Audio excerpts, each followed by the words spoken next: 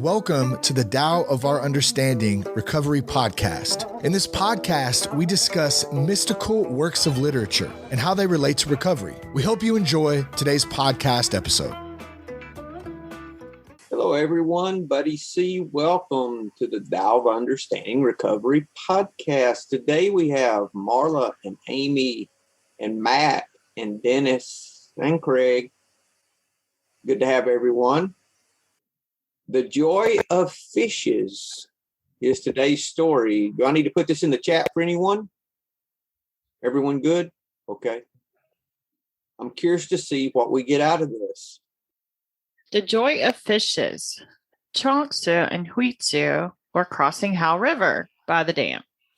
Chuang said, "See how free the fishes leap and dart? That is their happiness." Hui replied, "Since you are not a fish, how do you know what makes fishes happy?" Chuang said, "Since you are not I, how can you possibly know that I do not know what makes fishes happy?" Hui argued, "If I, not being you, cannot know what you know, it follows that you, not being a fish, cannot know what they know." Chuang said, "Wait a minute. Let us get back to the original question. What you asked me was, how do you know what makes fishes happy? From the terms of your question, you evidently know I know what makes fishes happy. I know the joy of fishes in the river through my own joy as I go walking along the same river." Okay. As Marla would say, any comments? Well, this one I kind of understood. Partly. Explain some to of us. it. Tell us, Marla, what does it mean? Some of it, like not to make assumptions about how somebody else thinks, of what somebody else thinks, or feels or says, or that's part of it. How can you possibly know that I do not know what makes fishes happy? Anyone else? Well, I was thinking that interconnectedness that we all have in the end, the last paragraph, right? I know the joy of fishes in the river through my own joy as I go walking along the same river. So that means I can feel my own joy when I walk here, and I can look down at the fishes and then I can feel their joy. So I just saw that interconnectedness. I mean, the argument was very funny. That how can you possibly know what a fish thinks since you're not a fish? That makes sense in the material world, doesn't it? You brought up something real interesting, Dennis. If you go back to the first phrase, we have Chansa and Waitsa. It's W-H-A-Y. Wei is how you pronounce that according to YouTube. The prime minister who was going to kill Chansa. Now looks like he's a consultant to the prime minister now. They're walking along the river. And in the second stanza, second phrase, Chansa said, "See how free the fishes leap and dart." He was observing them. So I see that at first is that he's observing, he's not controlling, he's just observing what's going on. He's looking at the fish, right? Mm-hmm. And in the third one, Wei says, "Since you're not a fish, how do you know what makes fishes happy?" He attacks Chansa.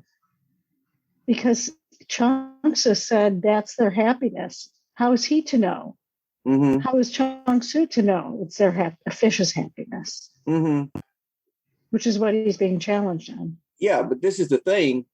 Wei starts out attacking.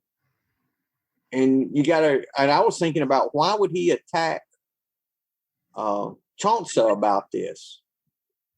And then it says Wei argued after that, like he couldn't accept that Chuang-Tzu would know anything about, and then he attacked again. where he said, if I, not being you, cannot know what you know, how it follows with you not being a fish cannot know what they know. He's arguing with Chuang.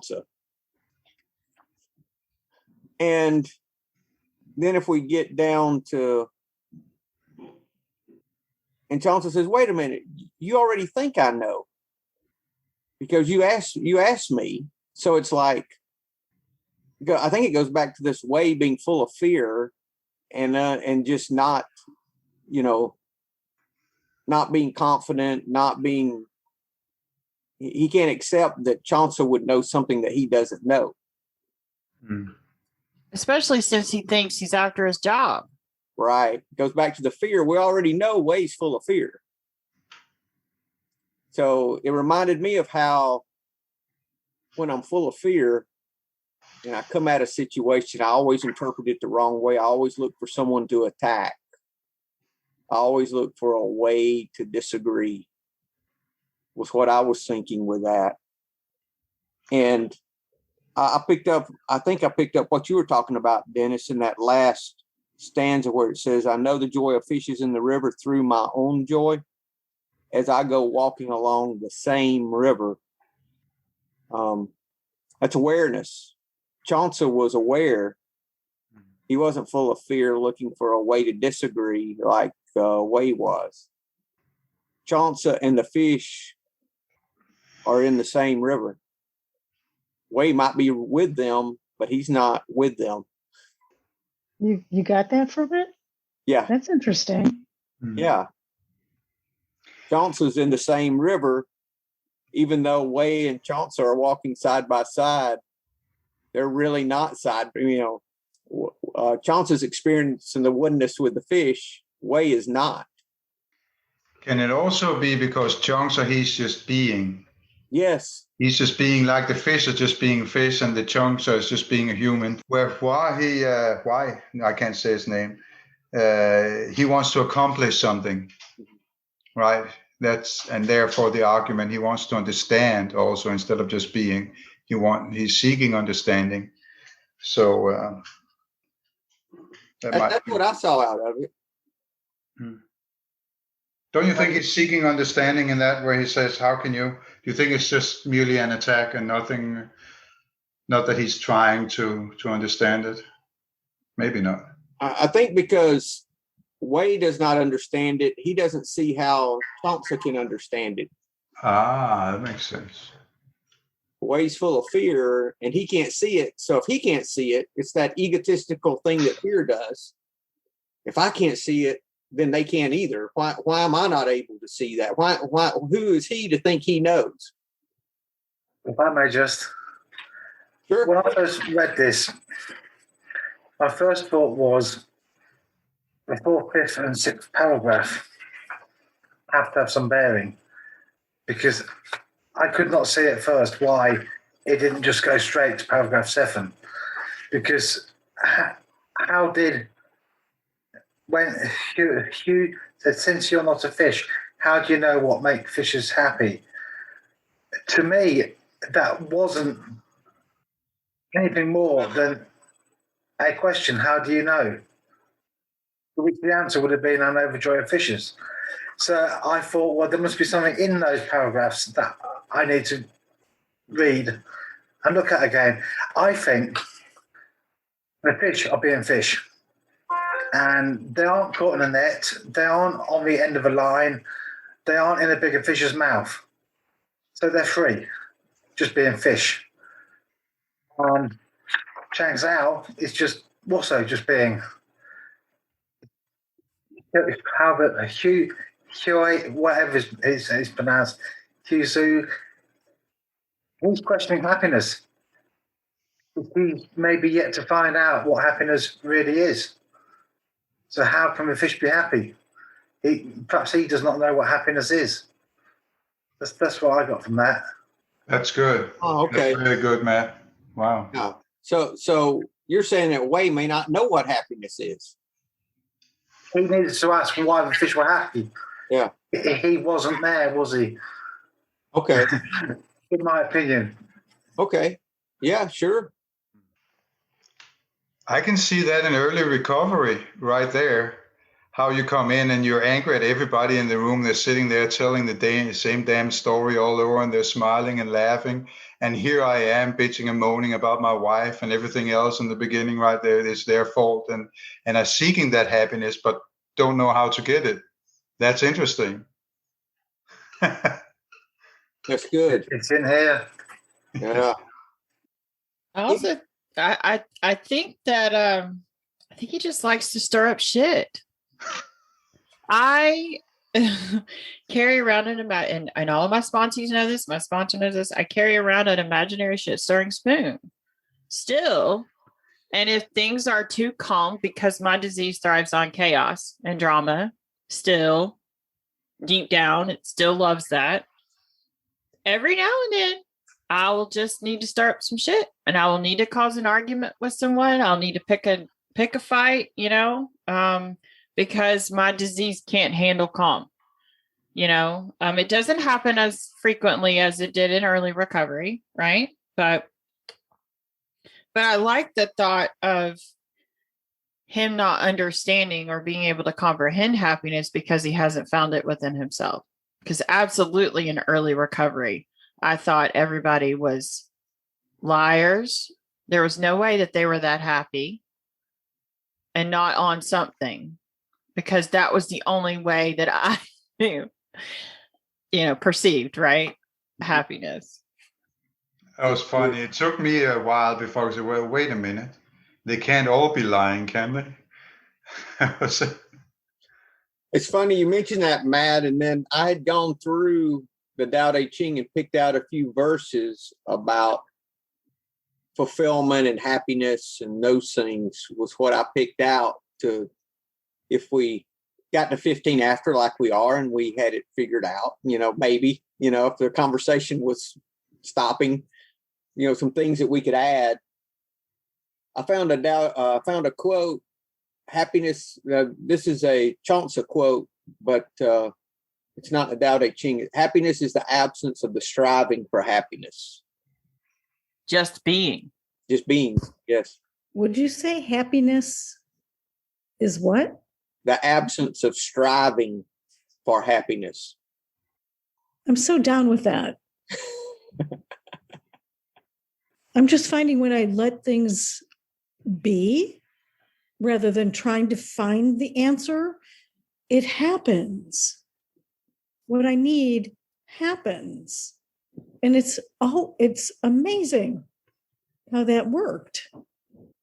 I was listening to the Tao of Christ. Was it the Tao of Christ? Sometimes he gets a little out there for me, but he was talking about evil not being the opposite of good, but evil being a bending of the good, where it's not like two opposing forces, good and evil, that it's all good, and the evil is taking the good and bending it some. So it's not as if, and I was thinking about this, and I remember a Joko Beck quote that when we sit and we get rid of our fear, there's nothing left but compassion. Yeah. That kind of thinking, I'm like, that makes sense when I think about it from other things, that, that there's not an equal, I know we think yin and yang and all of that, but that there's an equal part of good and equal part of bad. And I've never really bought into that. I don't understand it, but I haven't bought into that as being the answer, to the yin and yang kind of thing. But maybe it's when we get rid of the blocks to happiness and quit looking for it, that's the only thing left to be.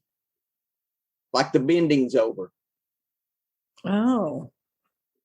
You don't have to bend anymore. Right. When we get rid of the fear, what's left to be there but love, right? Right. That's what I think, though, for me, unless I had experienced the fear and the bend, I don't know that I would have appreciated or even been able to understand or even be willing to be open enough to the love. You wouldn't have stopped bending, Amy. Oh, Yeah. yeah. Yeah. You were bending the whole time. Yeah. So you let go of, you surrendered. So when you Yeah. let go and stopped fighting, it was able to come out of that. Because you were pushing the whole time into the bend, right? Yeah. And then when you stop pushing, it straightened up. If you thought about it that way, that's what I was thinking. Well, I just thought about this actually when you commented, Marla. We were talking about the happiness, and that maybe happiness is just the absence of push. We stopped the fight. We have ceased fighting anyone or anything, even alcohol. Wow. Greg said something that was really good the other day when we were talking. What we resist persists. Here he goes. He's got a comment. Go ahead, Greg.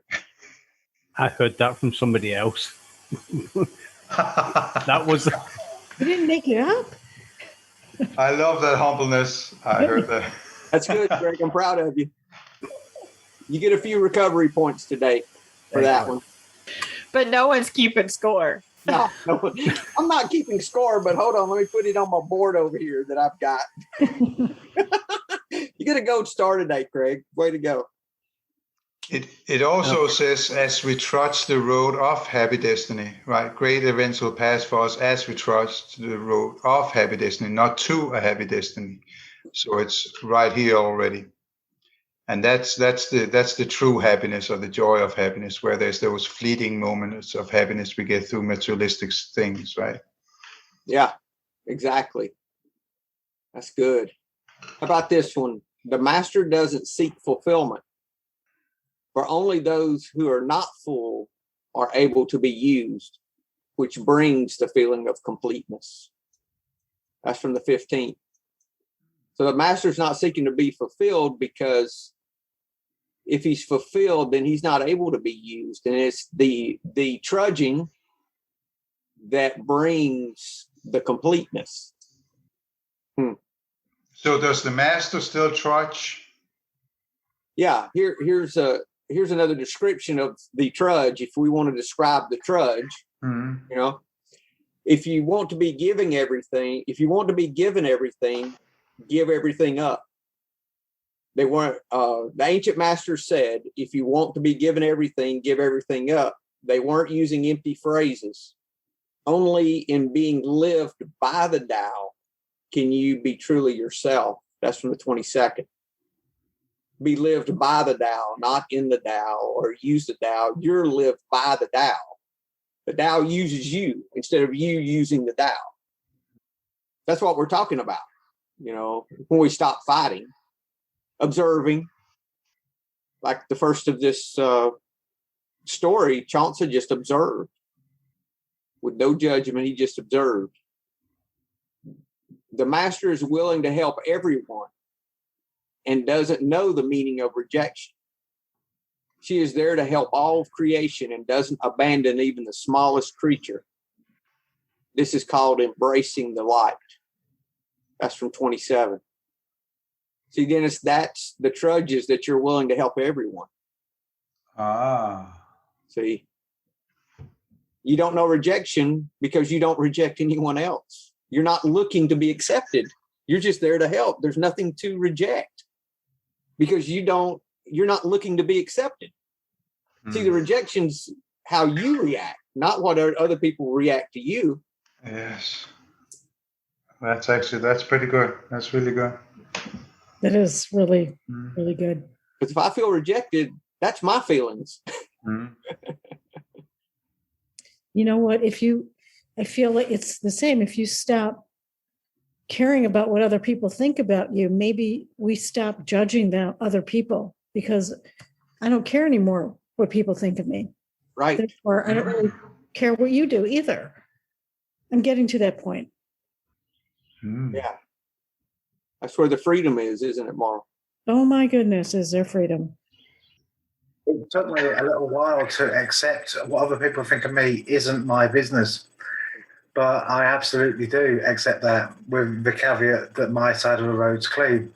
If somebody thinks something bad of me because I've done something bad, then that's my my step 10 work to go and correct. But putting that aside, not my business what people think of me. And it's so many things bring me back to page 420 of the fourth edition of the big book, Dr. Paul.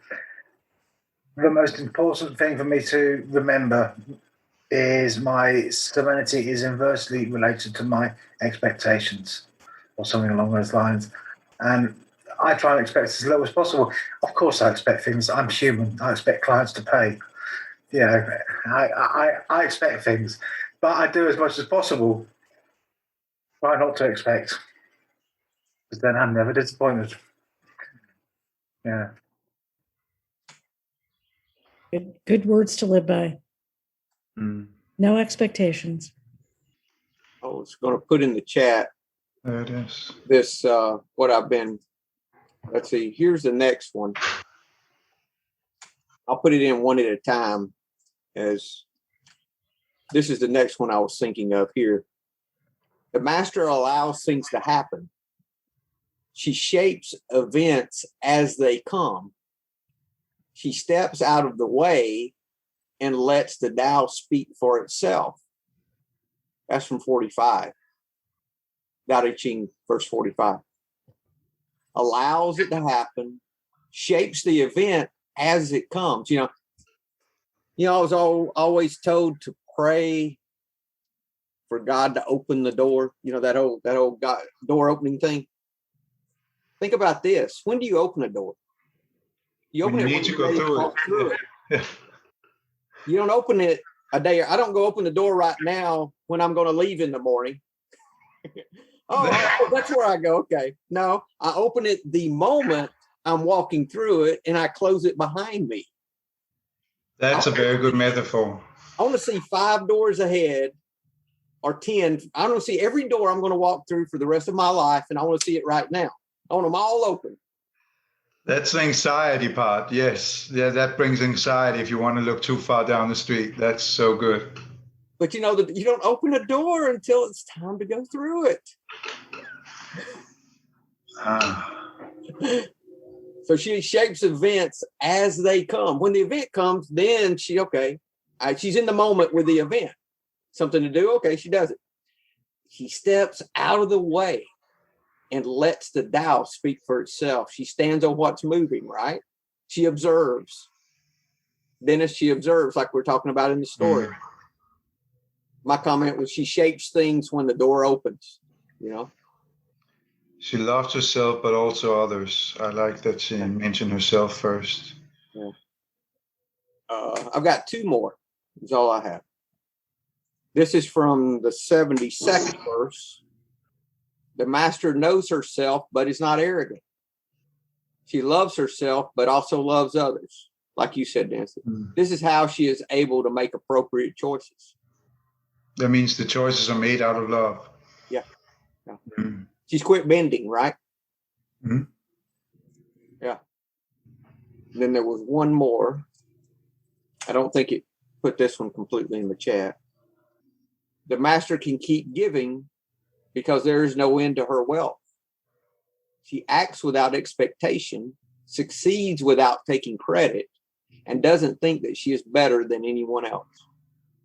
What I was really looking for was oneness in the Tao Te Ching, you know, something saying that, you know, about with the fish. That's what I was looking for, and I could. This is the closest I came. Yeah, I don't get that oneness with this. I don't even, I didn't see that in the Tao Te Ching. Maybe it's there. I haven't, you know, I was looking for that. I see compassion, but I don't see. The oneness is with Chuang and the fish. Yes. But it's not the main theme of the verse, right. I guess.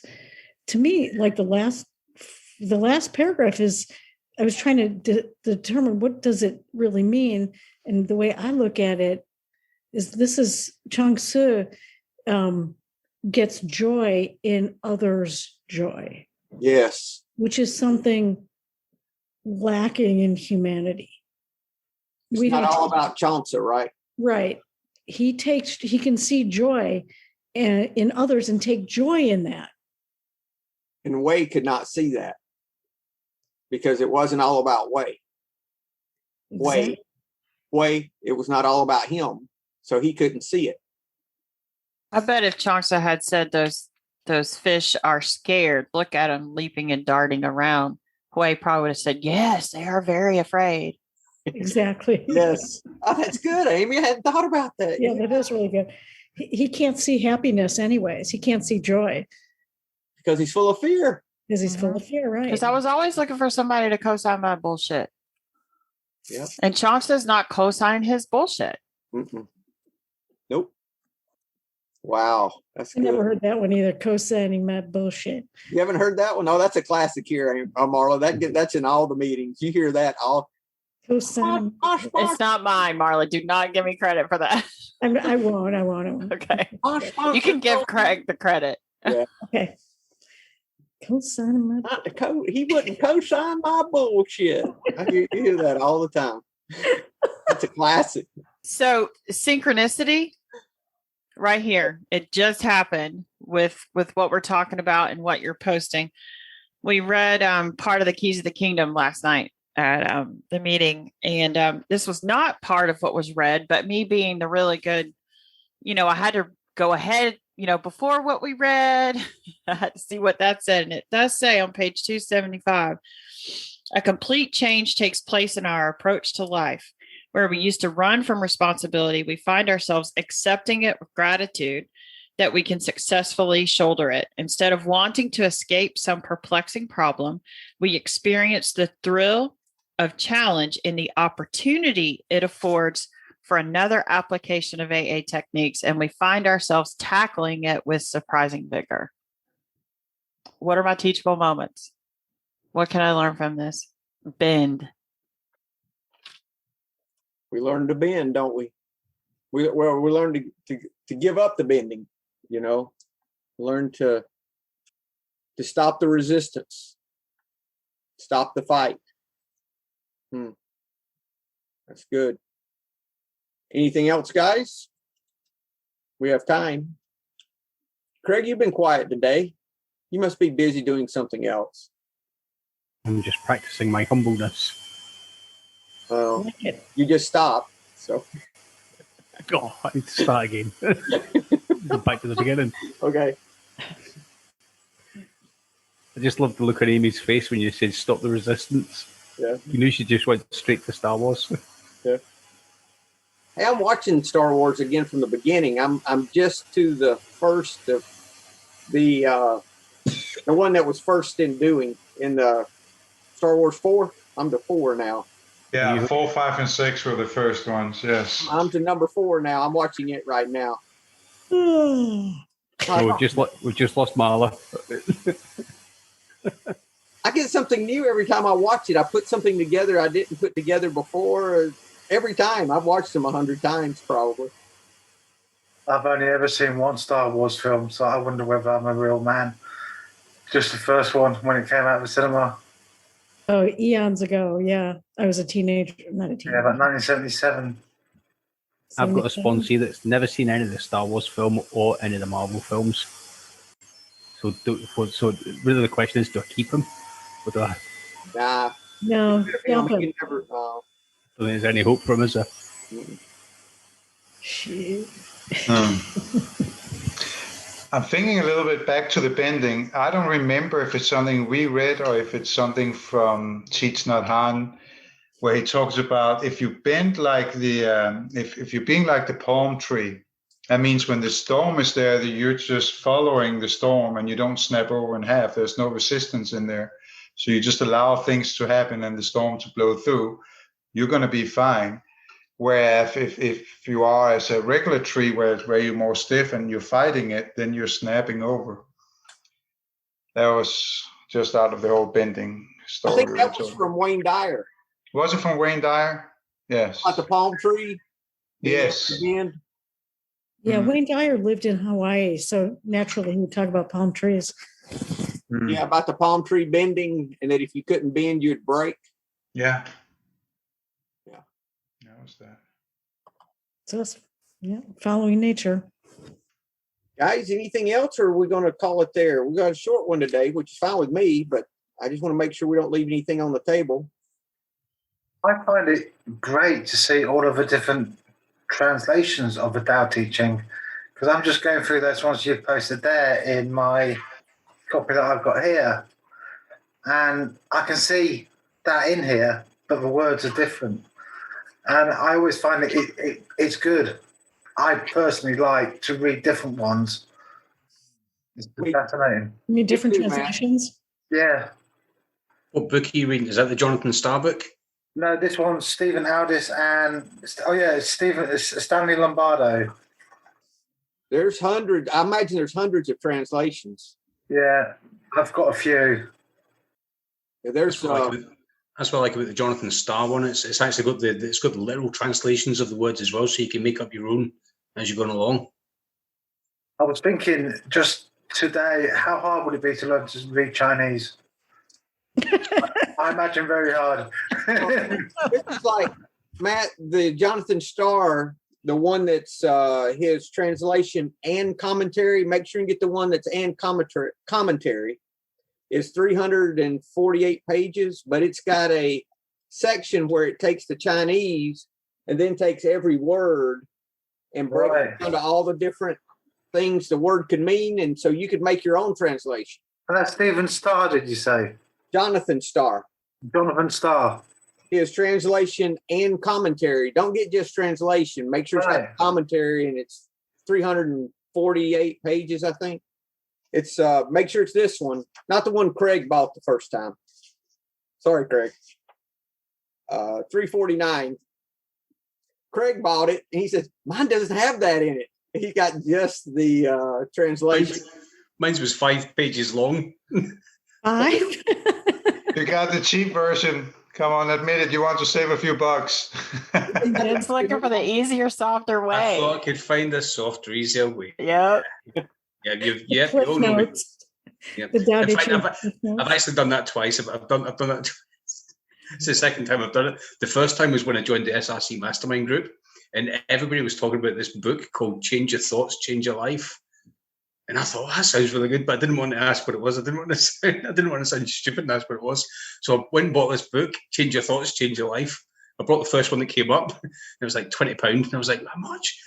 These guys must. It was a completely different book to the Wayne Dyer one. It was this business book. It was how to change your thoughts in business and how to excel in your sales team. And I was like, this makes sense. It doesn't make any sense at all. Hopefully it was useful for you in some way. No. Guys, that's good. So what's our takeaways today? Stop the fight, stop the resistance.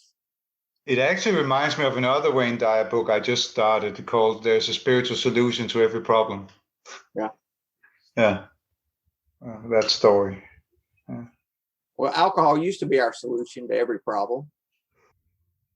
That was it. Now what's our solution? It's surrender, right? Stopping the fight. Yep. Giving it up. For meditation is like taking a wild horse and training it is similar to training the mind.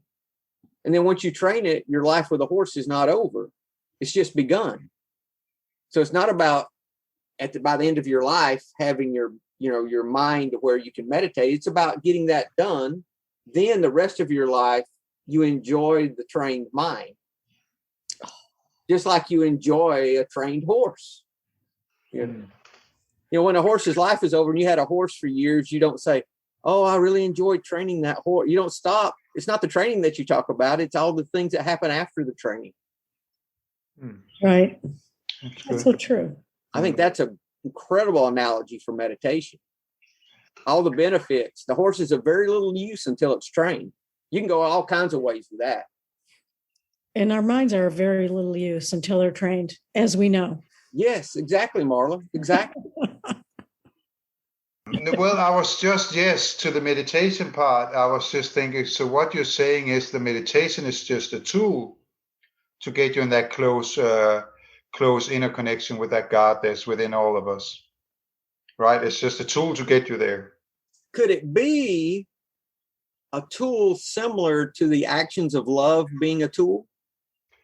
Yeah, it can, but I mean, you feel the love when you're meditating too, right? So I don't think I don't think anything substitutes the tool of meditation to get you where you need to be. It's kind of the door that leads to it, right? For me, I don't think I don't know of another way that I can get there without meditation. Meditation just infiltrates everything more than just sitting on the cushion, so to speak. Oh, you do have to work at it. Meditation is a practice. It's a muscle, that needs to be worked at. It's any synchronicity moments this week that anyone have that they want to share. I want to start sharing a couple. If we have something that happens during the week that we can say, this was beyond my control, one of those things we allow to happen that just happens for us or around us, that, not something we honor God. Yes, it is. Anyone have anything? Nothing interesting. I have two.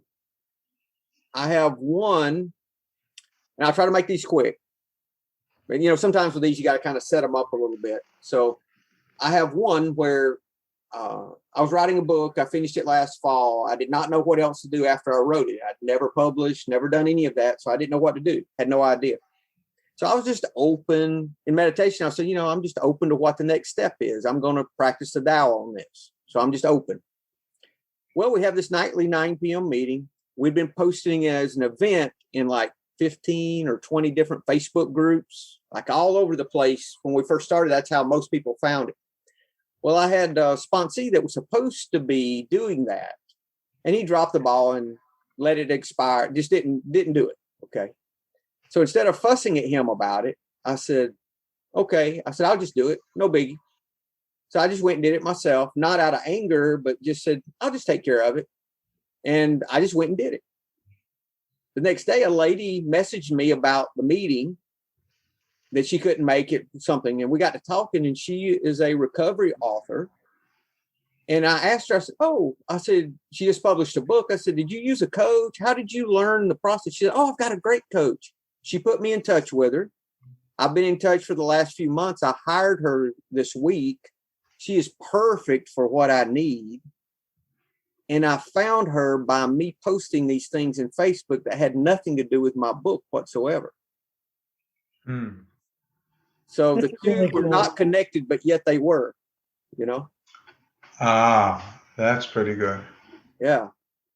And she's exactly what I need. She's doing the cover for me. She's got the next step. She knows everything I need to know. I mean, I could not have picked a better person, it doesn't appear, to help me with this.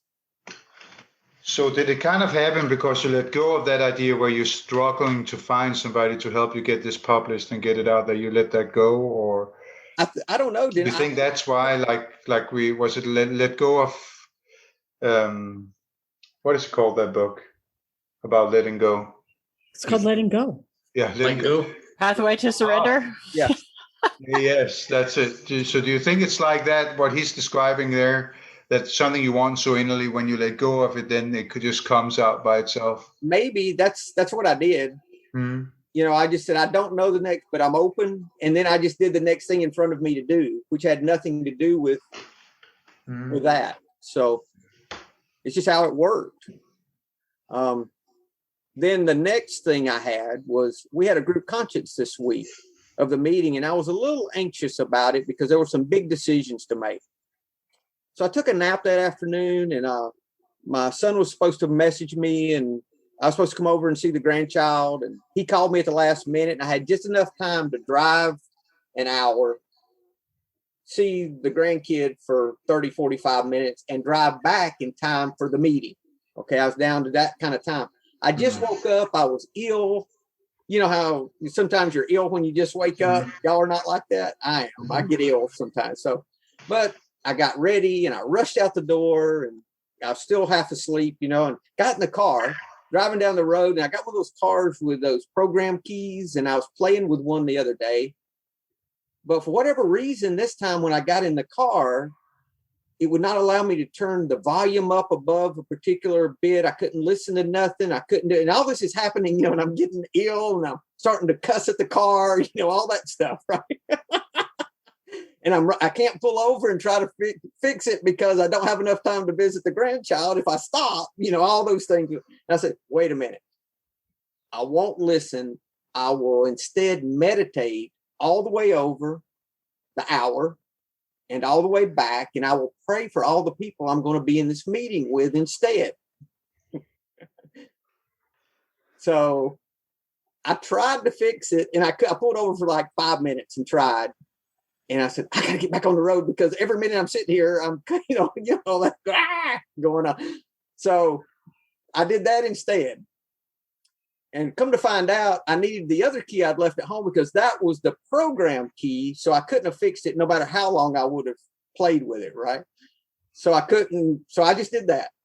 And all the way over, I prayed and I meditated while I drove. And of course, with my eyes open. And I prayed for the people in the meeting and all of those things. And did the same on the way back. And when I got back, just in time for the meeting to start, it all worked out. I did not. Nobody had to call me down. I didn't lose my temper, any of that, like I was afraid I was going to do, right? Amy's laughing because she was there. I actually messaged Amy and said, let me know if my voice starts going up, please. Exactly. That's why I'm laughing, y'all, because he even called himself before there was anything to call him on. I said, Amy, tell me, please, if I start losing it. Because I don't know it until after I've lost it, right? My voice is going, I said, oh, shit, I've lost it, I'm getting angry just thinking about it. I would have went absolutely batshit crazy. I would have crashed the car into a wall. I would have set fire to it. No. And come to find out, Craig, no matter how hard I would have tried until I had the other key that was still at home, I could not have fixed it because it's a locking thing. Like you give it to a kid, program it and give it to the kid, and then the kid can't do except what they can with that key. So somehow I've made myself a child key, and who knows how I did it. But anyway. Maybe it's for the best. It turned on all these automatic things, and it wouldn't let me it wouldn't let me play on my phone. I couldn't do that while I wrote. I mean, all kinds of stuff. So it was kind of synchronistic that happened. I've been driving the car since then several times. This has never happened, but it happened right before this meeting. So it made me do something different that I did not plan to do. So I thought that was pretty much You probably took better energy to that baby too. Probably. Rather than taking the frustration and anxiety about whatever was going on or what you thought might go on at the group conscious meeting. So I think it probably helped you center yourself for that baby too. Oh, it helped everything, Amy. Another one of those moments where, in spite of myself, you got out of your own way.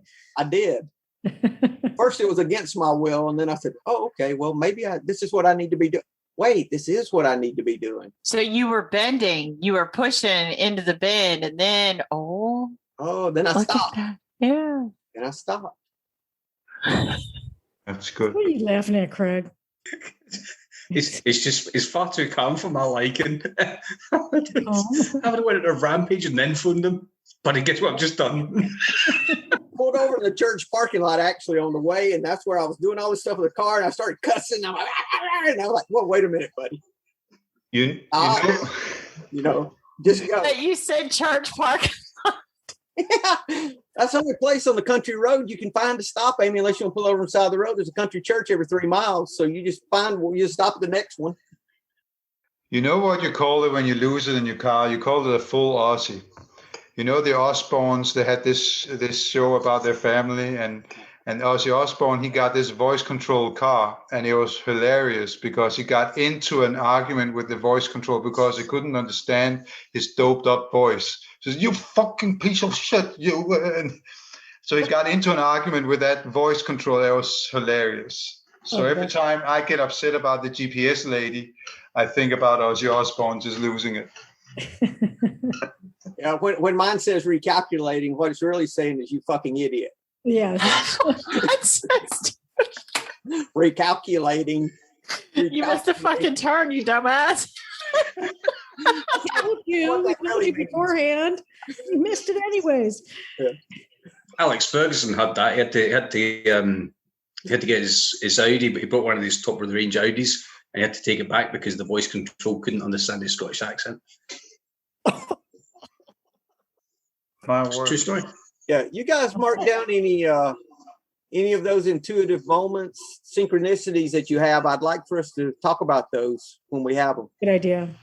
Yeah, I don't know if this is synchronicity, but I will just tell you, I was blown away by a 7-year-old child the other day. I was hanging out with him and his little sister, and he was trying to scare me with this rubber snake. And you know, it kind of worked a little bit. I mean, because a snake, I have been programmed to be afraid of snakes. Absolutely been programmed since I was a little kid. So he says to me, I said, well, don't scare your sister with that. The 7-year-old boy said, she doesn't know what a snake is. It won't scare her. That's brilliant. It is brilliant. I was like, I told his mom, I said, don't you ever tell that little girl what a snake is. She'll never be afraid of it. That's good. Yes. So, yeah. She won that one for a little while. Yeah. Thank you, Amy. Anything else, guys? If you've got questions, I'll quickly say that's twice I've heard people talk about being scared of snakes today, and I don't normally hear people talk about being scared of snakes twice in one day. Synchronicity. It's everywhere if you look for it. Matt, there's a big snake behind you. Maybe that's I don't care. I was thinking, he's going to run into a snake later on today, and he's going to be like, don't be scared of that snake. thank you, guys. Well, if that's it, y'all have a great day. Thank you. See you next week. Appreciate y'all. Thank you. Yeah. Bye-bye. Hello, this is Buddy C. I wanted to make you aware of several recovery-related resources that I've posted in the episode description. These resources include a list of recovery podcasts, a free sober meditation app, daily recovery email, shared Google recovery calendars. Hope you put some of these resources to use and have a great week. Thank you for listening to the Tao of Our Understanding Recovery Podcast. If you enjoyed this episode, please share it with your friends in recovery.